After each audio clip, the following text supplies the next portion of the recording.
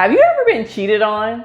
I mean, I know that I have. And trust me, it wasn't fun, but I didn't really also understand the reasons. So if you are interested in trying to learn some of the reasons why people cheat from a licensed therapist, stay tuned.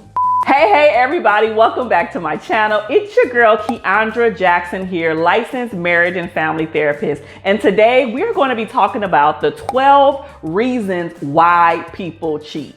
Now, if you've ever been cheated on, I want you to just put yes or no in the comment section because I need to know that I am not alone. I thought that this would be a really powerful video to do because oftentimes when people get cheated on or there's infidelity in a relationship, we go through this spiral and we go through all of the questions and the shoulda, woulda, couldas and all of the things. And as a relationship expert, as someone who's literally worked with thousands upon thousands of couples at this point, people think that the only reason that cheating happens in a relationship is due to relationship dissatisfaction, meaning like, I'm just not really feeling this relationship right now, so I'm just gonna go and cheat. But I want to shed some light on some very uncommon things that you probably didn't think about in regards to cheating. Now look, this list is exhaustive. It's literally 12 things. And so for the sake of this video not being 99 hours long, I'm gonna go through them as quickly as possible and give you guys a little bit of commentary in between. And if you want me to expound on something at a later time, I'll be happy to do so. So let's get into the content. We also know that just being dissatisfied in the relationship is probably the #1 leading cause of cheating in a relationship. But I want you to think about the first one, which is incompatibility. Oftentimes we get with people who we shouldn't be with in the first place, if I'm honest with you. We get with them for whatever reason. I'm not here to judge you, but we forget that what really keeps relationships together, what really keeps people together long term are similarities, are our core values. What initially attracts us to people are the differences. When someone is very different than you, bad boy, good girl mentality, like, oh, they do this and I've never done this. That's initially very attractive and very intriguing to us, right? But long term, in order to sustain a relationship long term, we have to have similarities. We have to have core values that align. If you do not have that, I don't know what you're doing because you're essentially wasting your time. Incompatibility is the first reason or the first alternative reason that people cheat. The second reason that people cheat is poor communication and conflict resolution skills.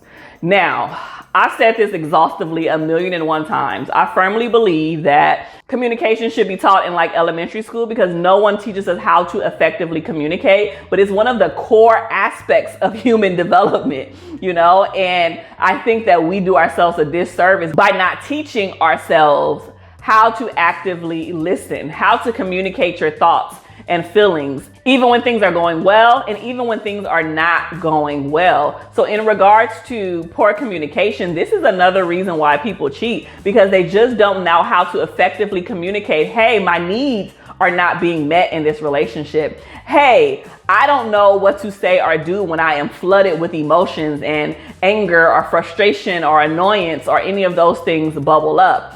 They just don't know what to do. Instead of trying to manage it and speak to their partner about it, they go creeping out on their partner with somebody else. And also in regards to this, there's probably constant fighting and arguing all up in the mix. And I don't know if I've told y'all this yet, but 69% of relationship issues are unsolvable. I'm gonna say that again for the people in the back.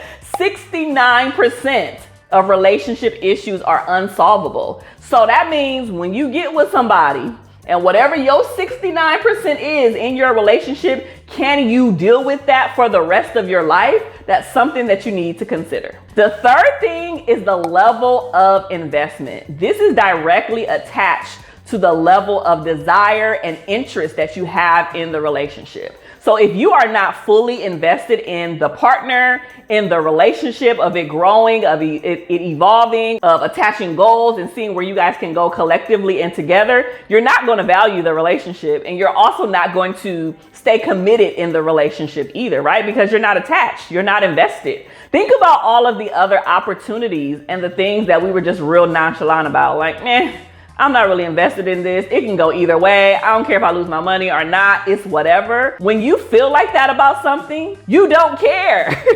So that essentially means that you're not going to value it. You're not going to put time and energy and effort into it. And you're more likely to step out on your partner because you don't see any value in the relationship to begin with. The fourth one is equality. This is where there isn't harmony, because you know I'm not going to use the word balance. If you know anything about me, balance is not my preferred word. There isn't harmony in regards to relationships of both parties and their roles and what they're bringing to the table and things of that nature. Now, I completely understand that everything is not going to be 100 all the time, right? Because I don't believe in 50-50.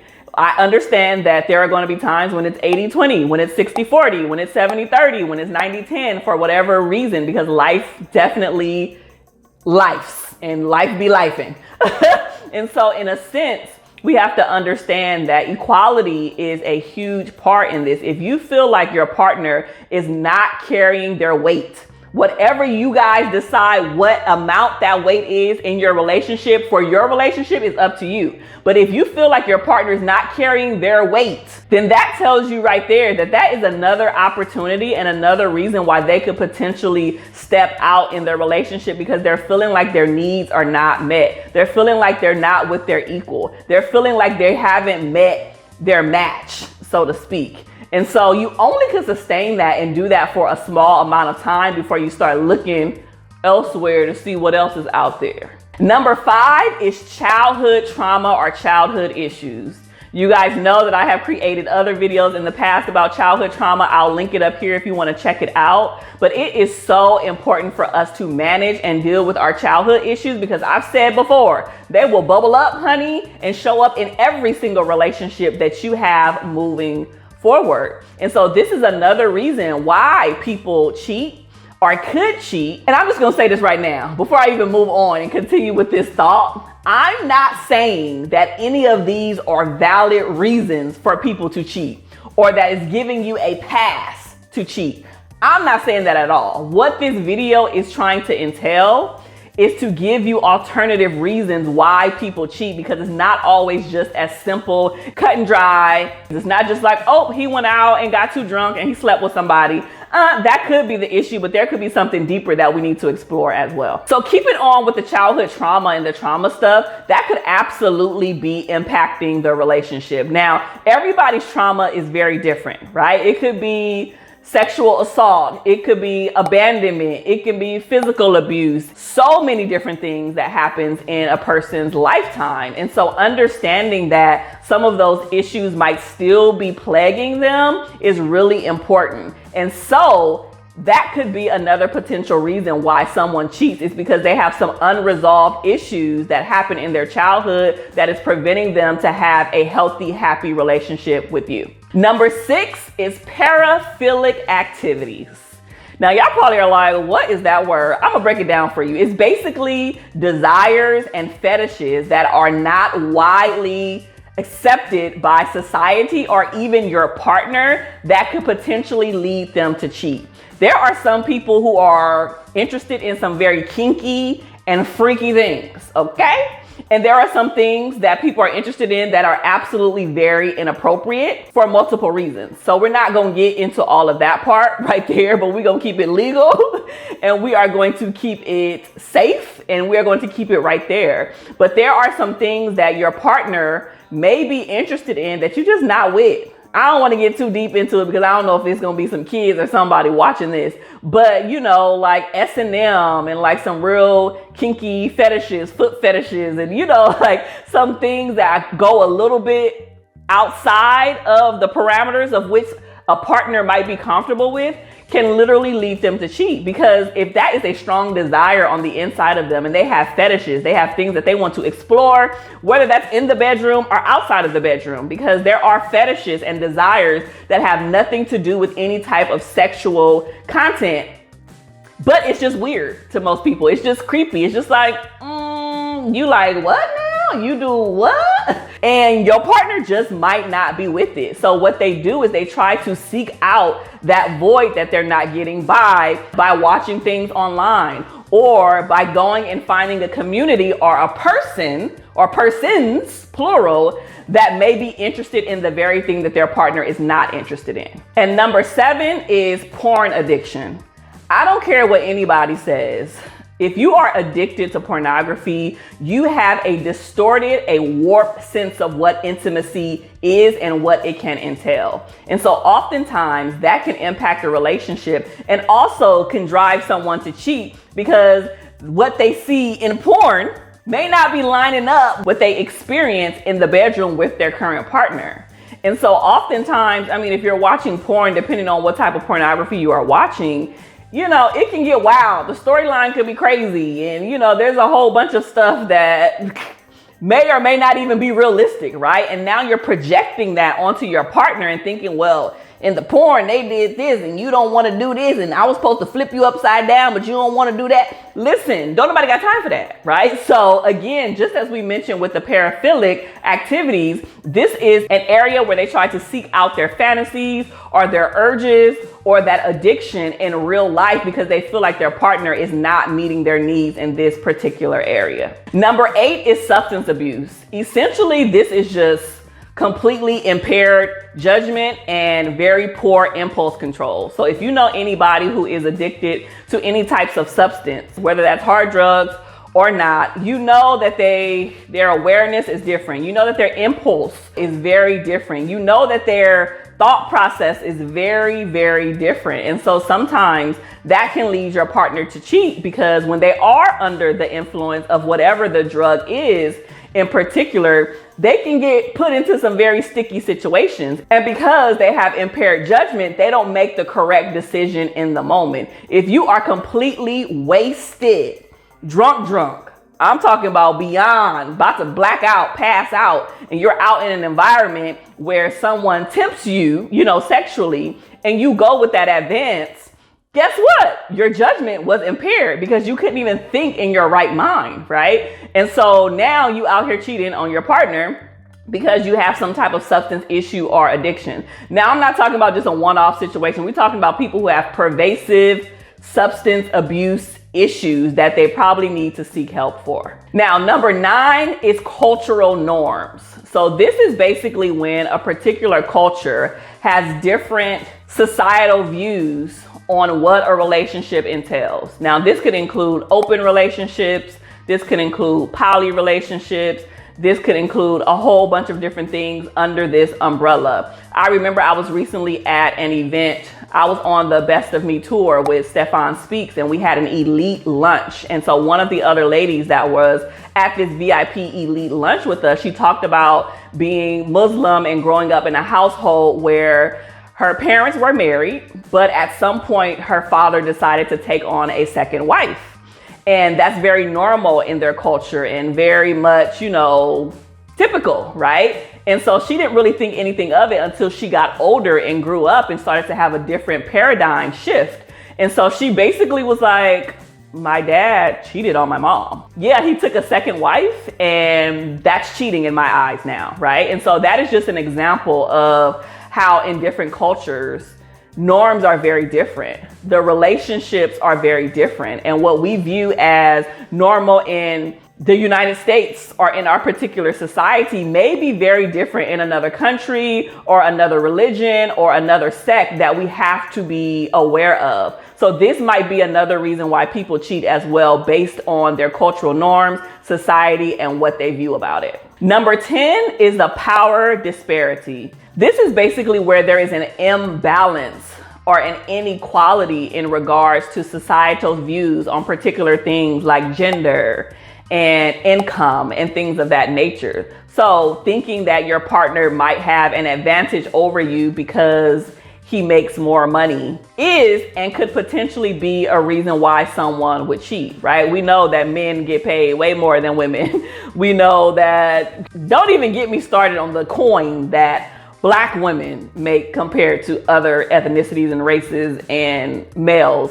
But essentially what I'm saying here, that there is a power disparity that can lead someone to cheat and step out of their relationship because things are not on the same level and not balanced. Number 11 is occupational stress. Essentially meaning stress that you experience at work, whether that is a very high, intense job, whether you're like a firefighter or a police officer, or if you just work extremely long hours, like if you're an attorney or a doctor or a nurse or something of that nature.